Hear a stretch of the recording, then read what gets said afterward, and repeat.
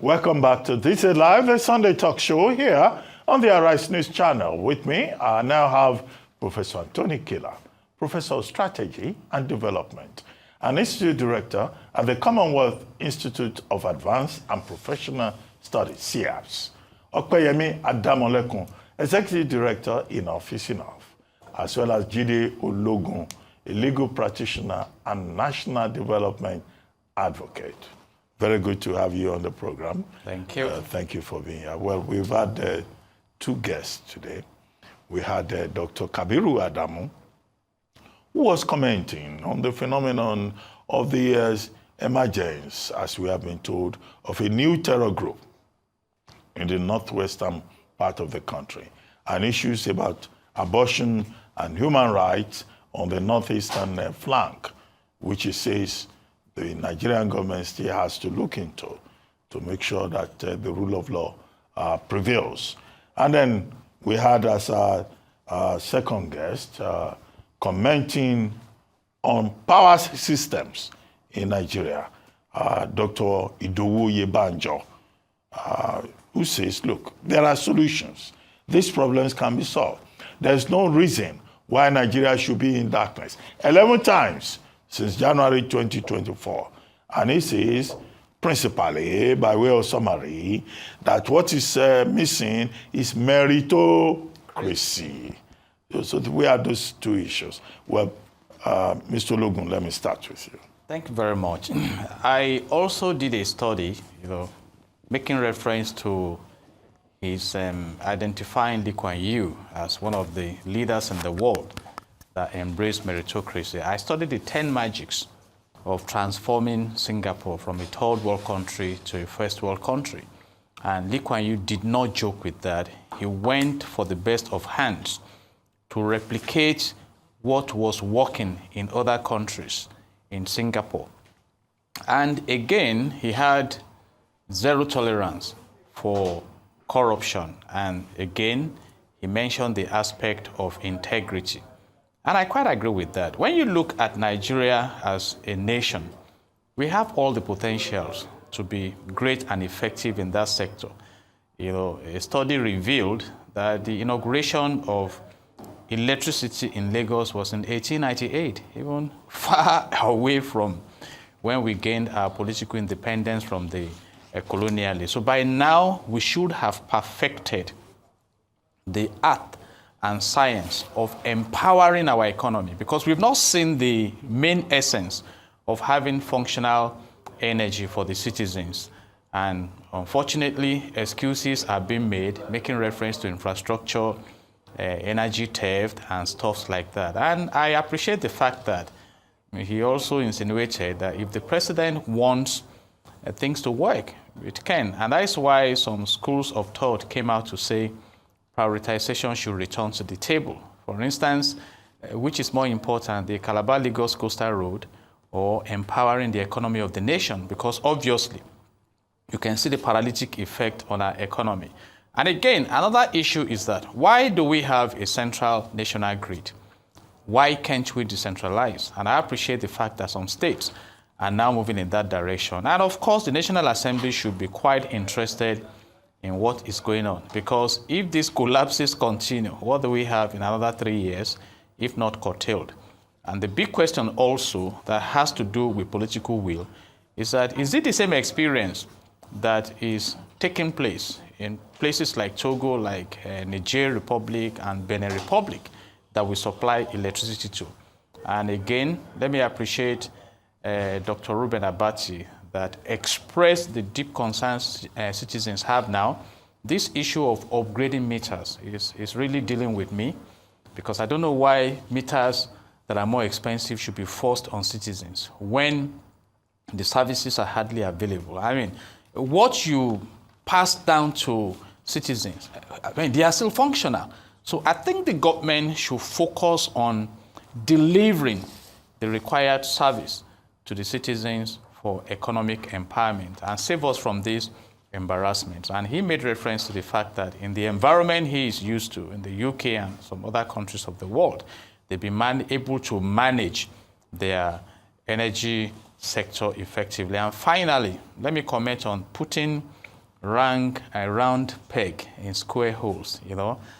Let me thank Mr. Yemi Badejo Kusanya YBO, who said in the contemporary season, you can actually put a square peg in a round hole to reshape that hole as long as you have a more effective result. So everything we need to do to ensure that we have a vibrant energy sector in the nation will be welcome. Otherwise, we may find ourselves like what has happened in the oil and gas sector, where the refineries have become moribund.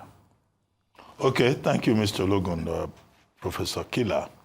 Well, Both power yes, and also and security, the security threat in the Northwest. Let me start from the security issue, you know, to say that there is a new terrorist group in the Northwest, in Sokoto to be precise, is a sad but not surprising news, in the sense that if the people doing terrorism before have done it and gotten away with it, why won't other people do it? The only reason why people don't do evil is either because they have a conscience that tells them not to do it, or they do not have a need not to do it, or they think that they will not get away with doing it. So terrorism is a very dangerous thing, you know, that is it's beyond normal example. But the reason why people in Manchester, where Dr. Oyebanjo comes from, the reason why they respect the law and they don't jump traffic light is because they will get tickets if they do so. So if you run a system in Nigeria where for years, now decades, look at from Bring Back Our Girls and before that, the state has not been able to assert itself over terrorism. It's only natural, it's only, maybe not natural, it's only logical that more will come out. The question we've been asking ourselves privately, and we've seen the answer to that, will be replication of the existing ones. Now we have new ones coming out. This new one, you know, it could be a branding of the same people, or some people like people do with churches who are going to start their own branch. You know, they're just branching out. Why? Because it is possible, because it is profitable. And it is an indictment of the state. It is, this thing we're saying, it's a failure of the state. When we talk about a failed state, people always imagine that a failed state is just one day the state has failed. No, it is a gradual thing. The emergence of terrorist group is an indication of a failing state. And another index of a failing state is where the state is not capable of securing lives and property, which is a principal function of a state. Certainty for intangible, then the most tangible thing is ability to secure lives and property. And I repeat that thing, that the essence of a state comes out in its ability to deploy legitimate and superior force. Where a state cannot deploy legitimate and superior force, that state is not worthy of being a state. Whatever it does, whether it's tax, whether it's other form of justice, is extortion and secondary aspects of the state. The state is seen by its ability to use superior and legitimate force to do whatever it does. And the other thing that must be said on this issue is that somehow there are no consequences for terrorists, that's why they're coming out, but there are no consequences for those that are charged and paid to secure our lives and property as well. The last one, people failed, and that president turned them to ambassadors, promoted them for failure. These are the kind of things that we really need to look at if we want to deal with it. And talking about not looking at things properly, it goes to the issue of power as well. Now, there is a dimension to this national grid that keeps falling all of a sudden. I think the administration and those that are friends of the administration need to pray or do some libations and some kind of sacrifice, because there's also an element of bad luck. Why did things just start falling under there? This is the 11th one or so. Yes. You know, where I come from, they say that is not an ordinary thing. they need to do the proper thing. But beyond that, there's a telling point which I've always thought about, and I'm glad that Dr. Iban just said that thing. It is amazing, actually vexatious, that we have this national grid. There is no report that says these are the causes. Yeah. Detailed report that we can argue, that we can study. The consequence of not having a detailed report of the root cause of an event is that we cannot prevent it in the future. You see, this mindset of never again, this mindset of not again, We lack it. And that's, you see, it's not just a socio-political issue. It's almost anthropological, because the essence of Homo sapiens is your ability to say, ask questions and say, not again. Yeah. I've fallen for this. And it becomes anthropological because while individuals can fall, institutions do not do that.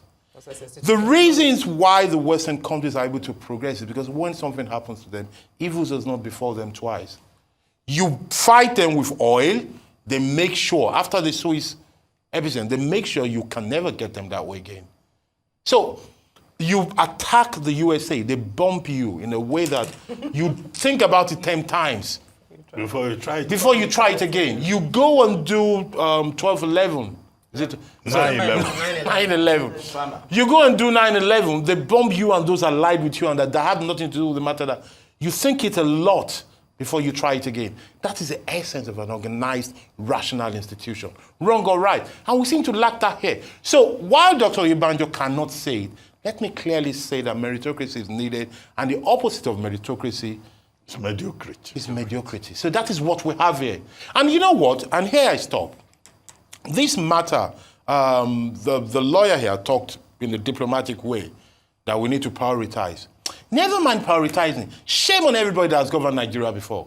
Shame, shame, shame on all of them.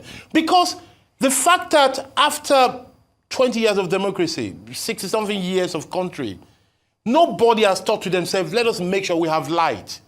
There's something wrong with the mind.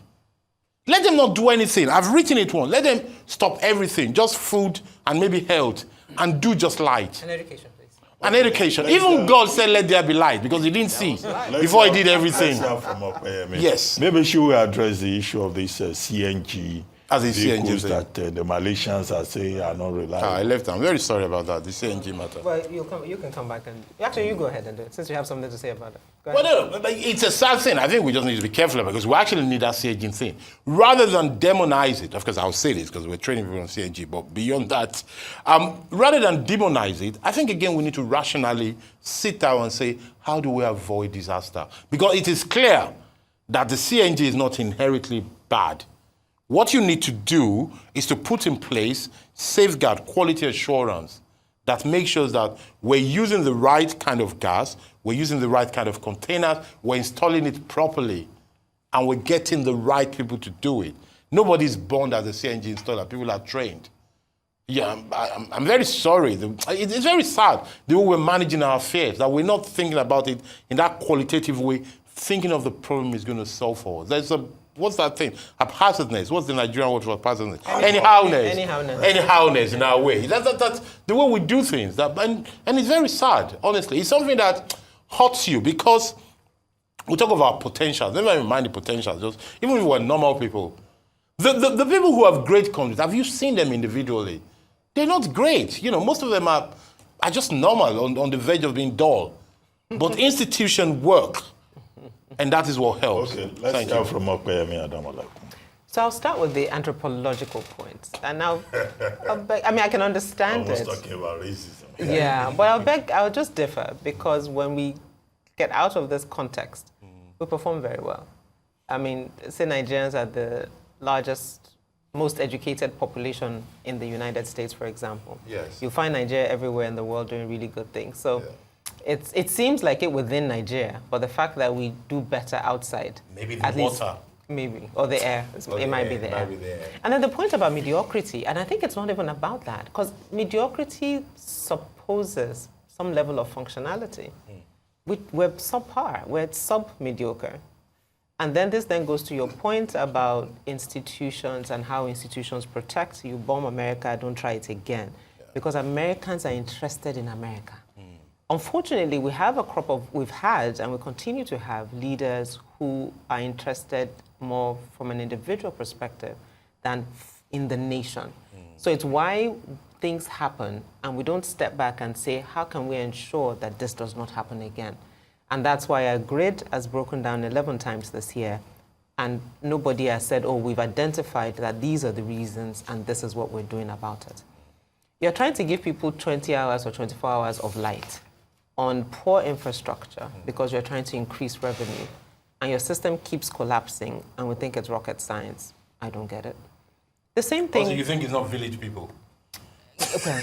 Well, go ahead. They can go and find. No, but actually, maybe that's part of the, not anthropological and that is on that side. Village people doing village things.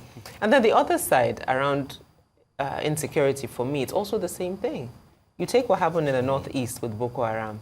Yeah, we've had some studies, I would say. Some people have written about Boko Haram. Actually, if you probably do the study, you'll find that more non-Nigerians have researched Boko Haram, tried to understand how it came to be, what the issues are, than Nigerians, and more importantly, the Nigerian state. And we now see, fast forward 15, 20 years, it's about to start all over in the Northwest. And it's not, and that's the thing. I mean, the gentleman that spoke, the security gentleman, was talking was talking about how the states need to be serious. They own a lot of the land, And we're seeing the same thing play out because we're not interested in what we've learned. Fast forward another 10 years, we'll be talking about the Northwest as we talk about the Northeast. And I now bring all of this to say that, look, we keep seeing these things happen. And what is the common denominator is that for our political class, until there is a cost to the nonchalance about the challenges in the country, that's when they begin to act. And unfortunately, how these things tend to play out is that these things will happen in Sokoto, Kebbi, and we'll say, well, the people in the South will say, well, it's their problem. But let's not forget that it's the problem that started in your Borno that has increased internal migration in Nigeria, such that on the streets of Lagos, the number of out-of-school children has probably like doubled or tripled. And those are the consequences of us not paying attention. So when Lagosians sit and they're having conversations around, oh no, the school children, or we parallel it to the children that we wanted to jail for protesting that they were hungry, these are the consequences. And until we begin to explain or let those we've elected into office understand the consequences or how all these dots connect, then we'll continue to sit here and have conversations around institutions. And I think it will help, though, if we can call out people who think that way and just say to them, you're shallow. Right. But I think we don't say those things anymore, and I think it will help. We start showing that. Or even, I mean, and maybe this might be a starting point. So because part of the, I don't know what you call those things, montage or video that was shown, is them presenting a report to the Minister of Power, Committee on Grid, whatever it's called. Might I challenge Mr. Adelabu, can you make some of these things public? Like, why is the national grid collapsing? And what, more importantly, are you doing about it? Very good, thank you. Now, let's leave Nigeria and go to the United States. Oh, more exciting. Where there was a major event this week. We discussed the subject last week, but now we have the result. Republican Party's candidate and former President Donald Trump on Wednesday won re-election to become the 47th President of the United States. Trump recorded more than electoral college votes, far more than the required 270 to defeat Vice President Kamala Harris of the Democratic Party, who scored 224. As the results stacked in his favor, Trump declared victory before a teeming crowd of his supporters in Florida, vowing that he would not rest until he, in his words, we have developed a strong, safe, and prosperous America. The former president declared that the nation had given him, and I quote, an unprecedented and powerful mandate, end of quote, adding that he was going to make people very happy and very proud of their vote.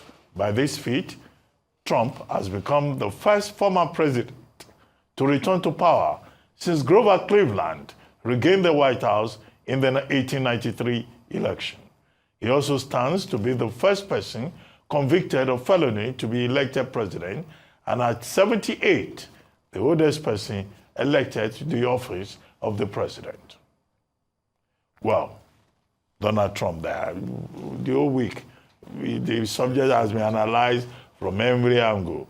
Implications for Africa, implications for Middle East, implications for Americans, implications for geopolitics. But Yemi Ademolekun, what do you think? America has gone red. Are you bothered? Blood red. But I think for me, as I said last week, is that the results of the elections will show what's important to America. And this couldn't have been more clearer. They decided, and they decided loudly. And I think it's interesting, one, based on projections, how we project our beliefs, but and I think a more interesting point for me is how two things can hold true that seem contradictory. So on one side, Trump can be seen to be racist, certainly misogynistic, very crass, has a streak of violence, and not necessarily a good guy, in a sense. And on the other side, and so if you are looking for someone good, it doesn't check any of those boxes. But on the other side, as voters have then shown, there are things that he does believe in that they have chosen are more important to them than his personality or his character traits. And as several reports have come through, you've heard about the economy. More Americans had more money in their pockets during his first term. Now, Americans are forgetting that there was COVID in 2020, a pandemic, and Biden came in after that. The Democratic Party came in after that. But in terms of raw numbers, there was more money in my pocket. And what is he? And so, very easy. Secondly, immigration. Open borders that the Democratic Party has pursued has backfired in a lot of ways, because even legal migrants are struggling because they're spending a lot more resources on illegal migrants, number one. Number two, the support financially that they were giving to illegal migrants, those who are saying they wish they had more money in their pockets are also comparing it to their economic status. And then lastly, one that united Americans in a very interesting way, from evangelical Christians to immigrants, is the Democratic Party's very liberal policies around gender identity. You are a man or a woman. Democratic Party seems to believe you can be a man, woman, then on another day decide you want to be a cow. On another day decide you want to be a butterfly. On another day decide you just don't know. I'm not sure how I'm feeling today. And a lot of Americans actually felt that that was very, very problematic. Very problematic in the sense that if you enter a woman's bathroom, a man can walk in because that day he was feeling like he's a woman. And then the second part of that is that in some states in the US, a child, and I repeat, a child can determine that they wanted to begin the process of a sex change without the consent of their parents. Now, you have to be 18 or is it 21 to drink or to vote? Anything below that, you can't. But I want to do a sex change at 16, the law allows me to do that. And it's also very interesting because Elon Musk had a personal experience with that made him even more personally invested in Trump's win. So I say this to say that a lot of flack for people who voted for Trump because of these things that he stands for and he's determined to reverse in the US, but found it very difficult to express that without seeming to come across that they were either racist or misogynistic or didn't aligned with Trump in his bad side. So it's very interesting, and that's why I said America voted for what was important to it. Are there people who are racist in America who Trump speaks to? Almost definitely. But there are people who want their children to be boy or girl and voted for Trump? Most definitely. Was that a difficult conversation to have? Surprisingly, yes. And that's why polls and what the conversations people were having were quite different. And I'll end with this. That also does not negate that America will have a problem with a black Indian woman at the seat of power. Well, Professor Kila, is Trump 2.0 good for America? Is it bad for the world? Well, I think it's a sort of Galileo thing. We shall see. I mean, we shall see how it goes.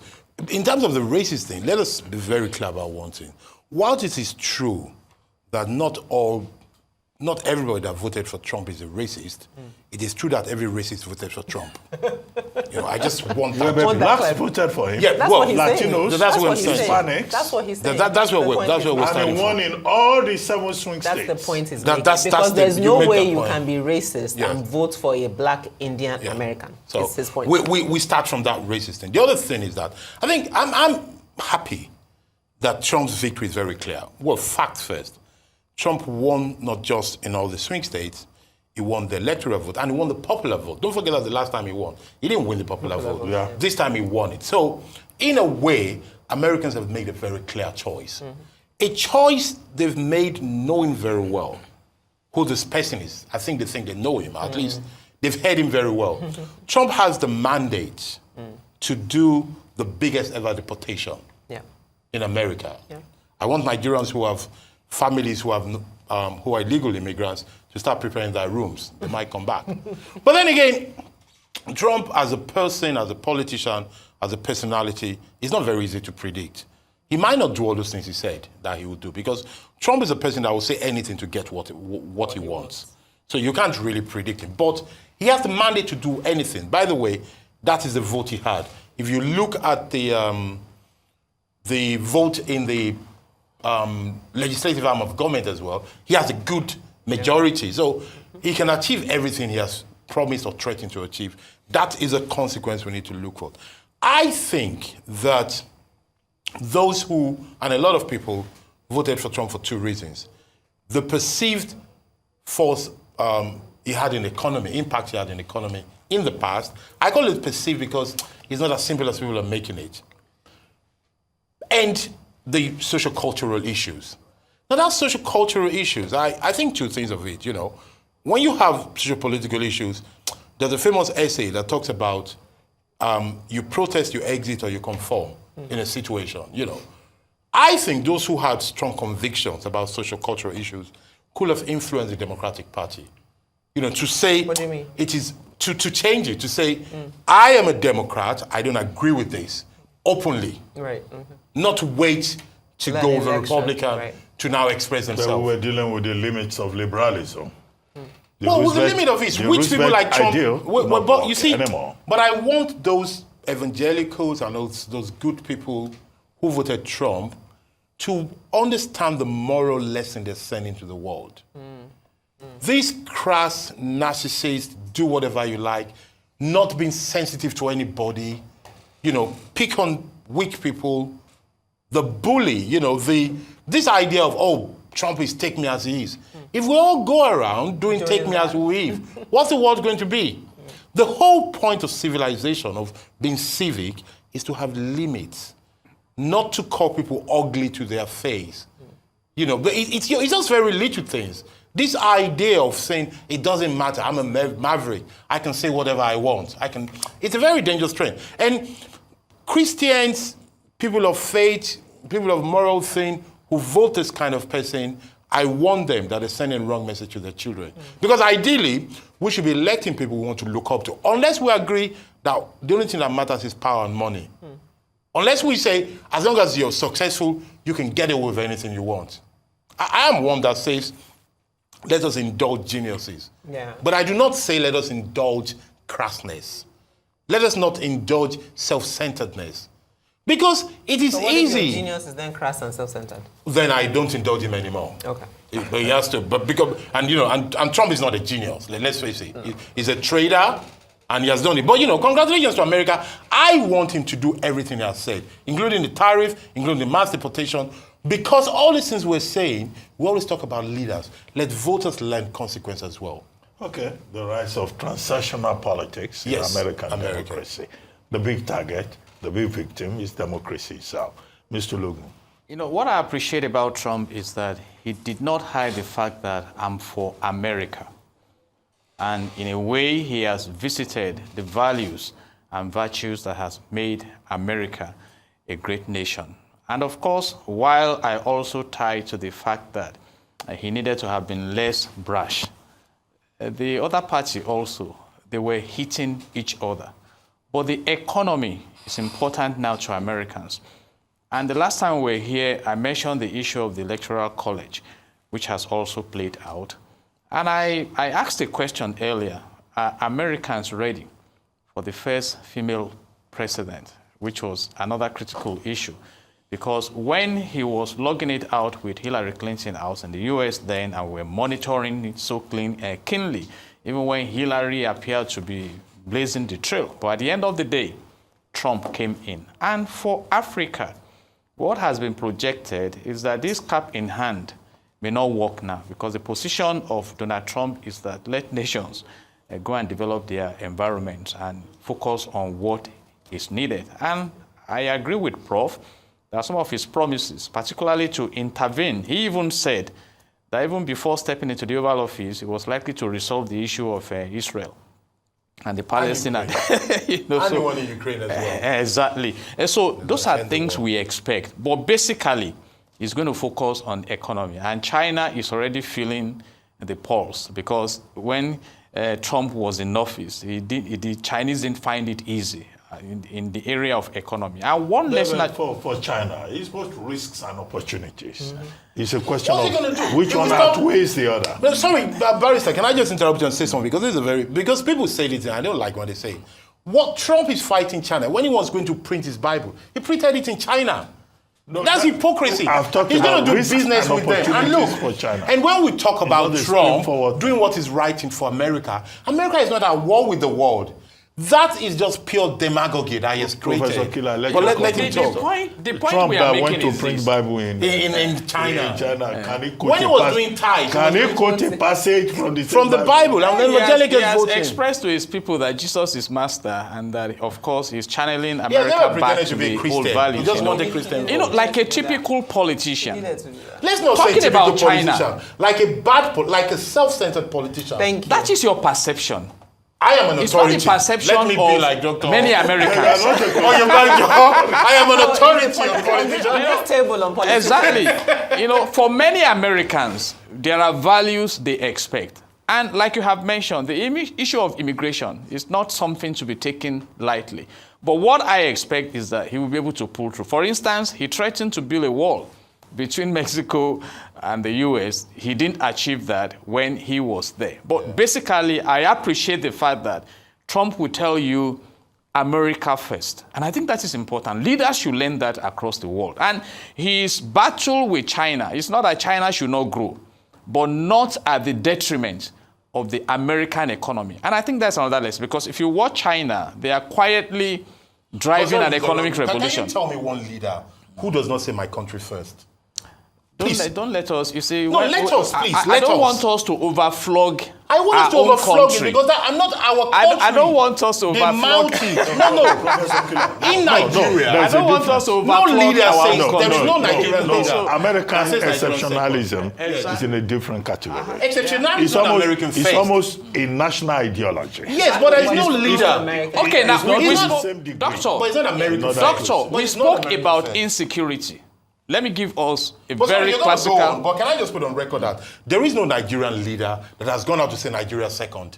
There is no Ghanaian leader that has said Ghanaian second. See, so this idea, you make it sound as if Trump invented it. It is not true. Trump did not invent it. So but it is the way leadership should go. To say, I must focus... Lee Kuan Yew did it. It's about Singapore. He went around some countries that can we partner in this developmental trip. And he saw their mindsets and said, no, let me embark on this. Let me give an instance. We are talking about insecurity. An American was kidnapped and brought into Nigeria. America breached diplomatic protocol to rescue their citizen. And in this same country, we are now talking about a new, fresh arm of terrorists in Nigeria. A former president said that clampdown on Boko Haram is injustice to the North. A former chief of army staff said that we were not coming out of this until about 20 years. He promised to turn Sambisa Forest to a military training ground. So we have that deception. I asked myself recently, when I saw cows around the green belt in Ogun State, what was the essence of the Ruga? And that's what I mean by leadership. Are you for the development of your people? So when you talk about terrorism in Nigeria, I laugh. Even Jonathan, sir, when he came out to say these people are in the government. So we need decisive leaders, and that's the point I'm making. So I agree with you, no leader will come and tell the people, I will make you second. But when your people are impoverished, what is the message you are sending across? And that's why we need to be decisive about leadership. Okay, Mr. Ologun, talking about leaders, let's go to Ghana. Whether on our you continent. put country first or you put self first. Ghana's outgoing president, Nana Akufo-Addo, is facing a backlash on social media after he unveiled a statue of himself during a tour of the country's western region. Erocha Sokorocha of Ghana. Doing Iberiberism. The monument is intended to honor the development initiatives the president has overseen while in office, according to the region's minister, Kwabena Okere Dakumensa. The many Ghanaians have been mocking the installation outside a hospital in the city of Sekondi, seeing it as self-glorification. So, Mr. Ologun, is this a country first or self first? Again, we have a confused approach. Some citizens are applauding him. Some are not comfortable with that. But let me start from the public relations angle. If you look at that statute and the background, you will know that this is not the way to go. It's just like in Nigeria when you see a battered secondary school in a society where somebody is trying to say, oh, I'm giving my country the best. Look at the background of that statute. You will see unpainted walls and things like that. So, and that is what we are saying. You are not the one to celebrate yourself for having been in office, but that is the way he has chosen. And again, a matter of accountability. You see, so because people, your work should be able to speak for you.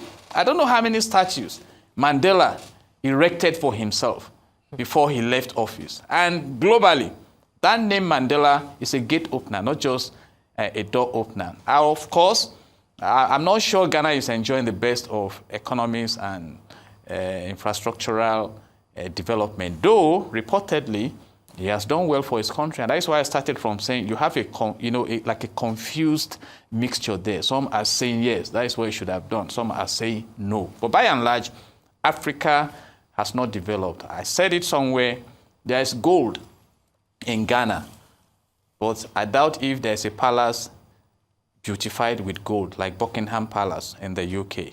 And UK has coal. So we still have that mentality of leadership not recognizing that the wealth of the nation is for the empowerment of the people. So, and he's been campaigning for his vice president who is stepping in. So maybe that one we continue where he's stopping by erecting statue everywhere in the land. But I'm not sure that that's the best way to leave office. Should have left that to those who choose eventually that he should be honored with statues. Because all the statues that Okorocha erected in Imo State, I don't know how many of them are still standing today. Well, Professor Kila, President Akufo-Addo is our in-law. So, I mean, his first wife is from Nigeria. Can you blame him for behaving like a Nigerian, where people name universities after themselves, name... How does his in-law have to deal with him behaving badly? Well, I mean, you know, as in Ghana, so it is in Nigeria. So we're exporting our bad behavior, is what you're saying. Anyway, Professor Kila. Let's not blame Nigeria for anything. Exactly. What this man has done is crass, it's pedestrian, it's shallow, and it's not acceptable. I mean, we have to call these things for what they are. There's something very wrong. But by the way, you talk about background. I was even looking at the statue. It's even ugly. The statue itself is ugly as an art, you know, as a work of art. It's the size of the head. I let the viewers look at it. Why would you want to unveil this kind? He did not show him the picture before doing it. I mean, he's not a very good-looking man, but he looks better than the statue that they've done for him, you know, which is a terrible thing because the statue is supposed to beautify you and, cover some flaws. It looks like a caricature. It looks like a joke. I think they should pull it down. But overall, I think somehow, as Africans, as people generally, we need to develop some kind of sense of not be so unabashed, you know, some subtleness, some kind of class that we lack.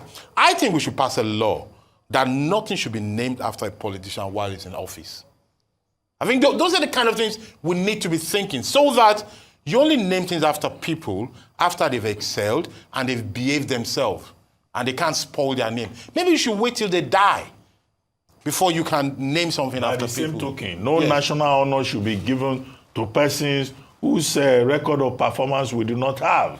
They should not be given. And I also think think that maybe national honors should not be given to politicians again. As in, seriously? Seriously, zero to... Because in reality, once you are a minister, a commissioner, a councillor, your name is in history. That is enough, even if it's for one day. Even if they're going to say you are impeached after a day, when they write the list... Your name will be there. Will be there. I think that is enough. Until we have a crop of leaders and thinkers that start to look at these things radically, I dare say, we're not going to get it. Because we talk about development and progress. The reason why we don't have development and progress is because we have people whose mindset is not prone enough. Their horizon is limited, and they have no shame. They don't really care about us. And there's nothing as dangerous as a shameless person.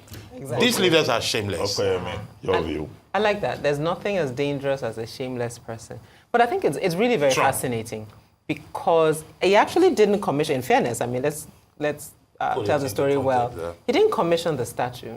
He was going around, but the man, whatever, who was it? The minister decided, thinking that it would be a good thing, did a statue. I think for me, what's actually very important about it, for the president doing his job. Yeah. Like you're commissioning projects. Yeah, it's your job. I'm sorry, this is like Amosu that named a place, Muhammadu Buhari Estate.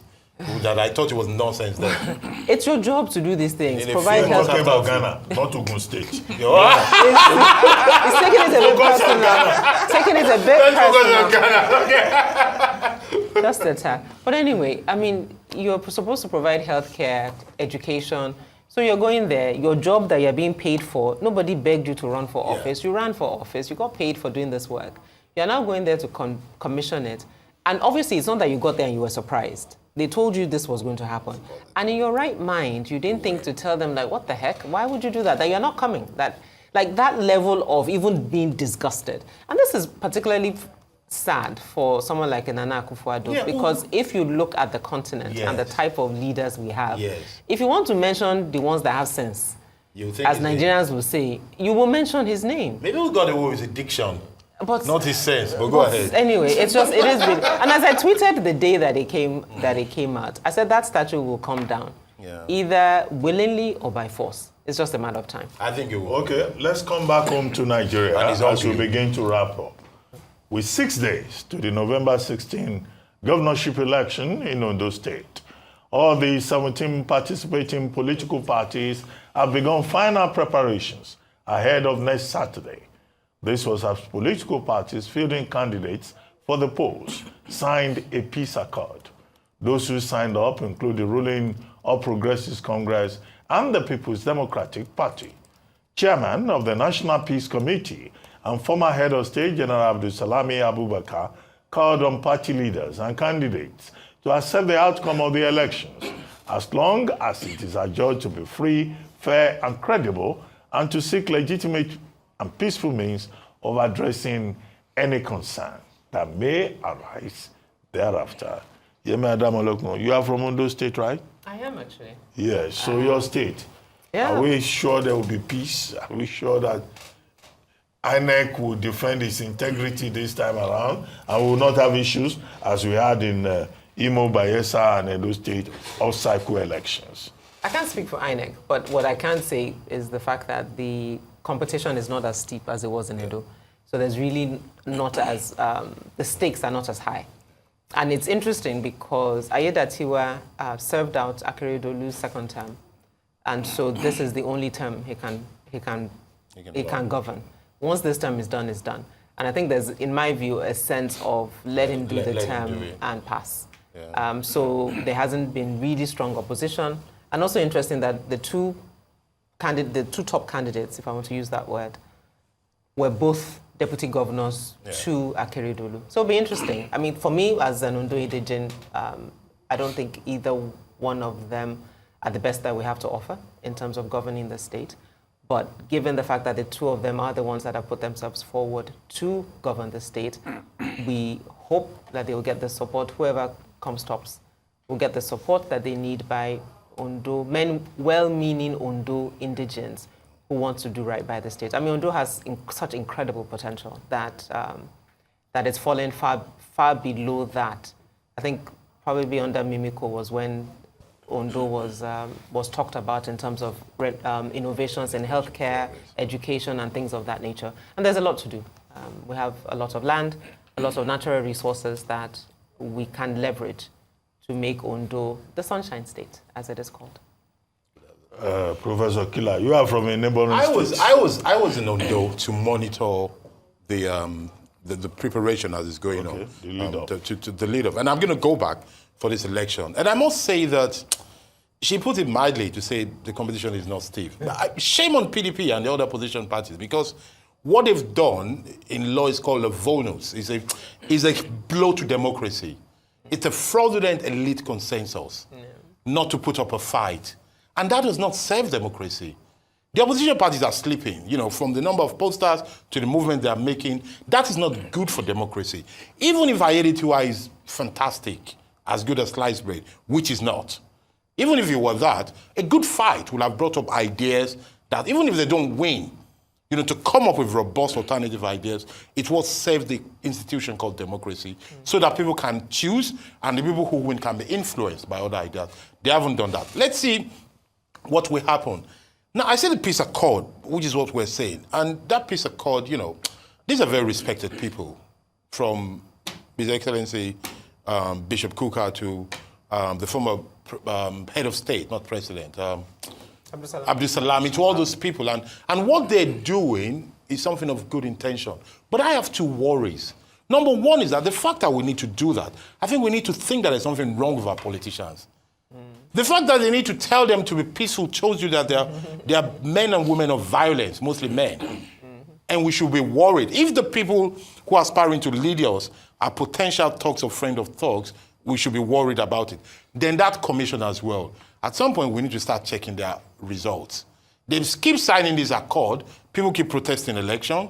They keep going to court. And violence keeps erupting. At some point, I think they need to give them some safe checks as well to say that how useful are we in this thing we're doing? But, it's a long conversation. Mr. Ologun, the final word on this subject. Thank you very much. For those who understand the dynamics of Ondo politics, particularly from the Second Republic, it's been a very tight environment. I'm from Ondo State, in the days of, Omobori and co.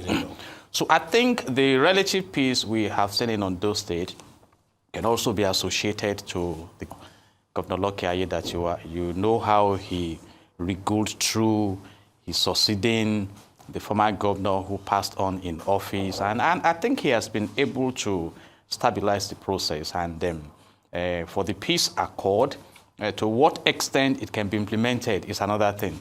And but it's still important. And I hope we come to the point where we don't need to sign peace accord to know that elections should be peaceful, like what we experienced in the U.S. Kamala Harris, promptly congratulated Trump, even though Biden and their party will have to leave the office. So I wish my state a very peaceful, credible. Oh, you are from Ondo State? From the capital of the world. We have two Ondo State from the capital of the world, Okakuko in Ondo State. Oh, I see. Okay. If I never knew she's from Ondo State, the Sunshine State. And they're proud of it. The governor has done well. We'll know whether the sun is shining. It's always shining there. You see, in fact, in this electricity project we're talking about, we have enough sunshine in Ondo State. So to provide the solar. Let the sun shine. And the second largest deposit of bitumen in the world that is associated to Nigeria. We've done nothing. You can find part of it in Ondo State. Okay, we'll see. We'll see, as Professor Kila said. Thank you very much, Mr. Ologun. Thank you, Professor Kila. Thank you, Yemi, Ademolekun. You've been watching This Is Live, the Sunday talk show, here on Arise News. I'm Ruben Abati. From my entire team here in Lagos, it's bye for now, and thank you very much for watching.